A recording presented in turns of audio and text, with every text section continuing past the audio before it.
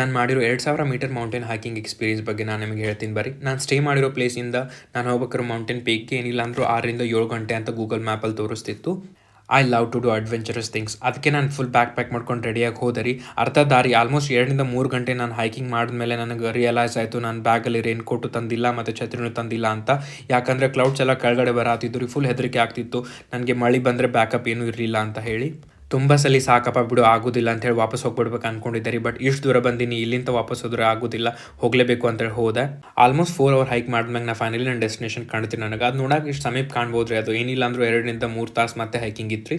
And ಅಲ್ಲಿ ನಾವು ಒಂದು ಹತ್ರ ಕುಂತು ಸ್ವಲ್ಪ ಪ್ರೋಟೀನ್ ಬಾರು ಮತ್ತು ಎಲೆಕ್ಟ್ರೋಲೈಟ್ ಕೊಡ್ತಾರೆ. ಆ್ಯಂಡ್ ಫೈನಲಿ ನಾ ಬಂದು ರೀಚ್ ಆದ್ರಿ. ಬ್ಯಾಗ್ ಅಲ್ಲೇ ಕೆಳಗೆ ಹೋಗೋದು ಲೊಕೇಶನ್ ತೋರಿಸ್ತಿದ್ದೆ. ನಾನು ಲಿಟ್ರೆ ನಿಮಗೆ ತೋರಿಸ್ತೀನಿ ರೀ. ವ್ಯಾಲಿಗೆ ನೋಡ್ರಿ, ನಾ ಬಂದಿರೋ ವ್ಯಾಲಿ ಕೆಳಗಡೆ ಅಂತ ಮೇಲೆ ಬಂದಿರೋ ವ್ಯಾಲಿ ಫುಲ್ ಕ್ಲೌಡ್ಸಿಂದ ಕವರ್ ಆಗಿತ್ತು. ನಾ ಇಲ್ಲೊಂದು ವಿಡಿಯೋ ಮಾಡಾಕಿ ನೋಡ್ರಿ. ಈ ವಿಡಿಯೋದಾಗ ನೋಡ್ರಿ, ನಾನು ಕೆಳಗಡೆಯಿಂದ ಬಂದಿದ್ದೆ. ಲಿಟ್ರಲಿ ನಾ ಎಲ್ಲಿಂದ ಸ್ಟಾರ್ಟ್ ಮಾಡಿದ್ದೆ ಮೇಲೆ ಬರೋಷ್ಟಿಗೆ ರೀ ಪೂರಾ ವ್ಯಾಲಿ ಕ್ಲೌಡ್ಸಿಂದ ಕವರ್ ಆಗಿತ್ತು.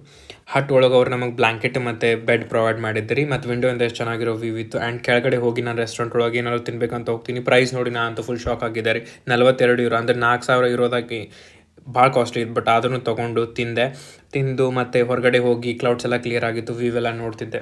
ನಾನೇ ಇಷ್ಟು ಚೆನ್ನಾಗಿರೋ ವೀಡಿಯೋಸ್ ಎಲ್ಲ ಮಾಡಿ ಫುಲ್ ವೀಡಿಯೋನ ಎಡಿಟ್ ಮಾಡ್ತೀನಿ ರೀ, ಎಲ್ಲ ಲೊಕೇಶನ್ ಎಲ್ಲ ಸೇರಿ ಅದನ್ನು ಯೂಟ್ಯೂಬಲ್ಲಿ ಹಾಕಿರ್ತೀನಿ. ಪ್ಲೀಸ್ ಸಬ್ಸ್ಕ್ರೈಬ್ ಮಾಡಿ. ಬಾಯ್.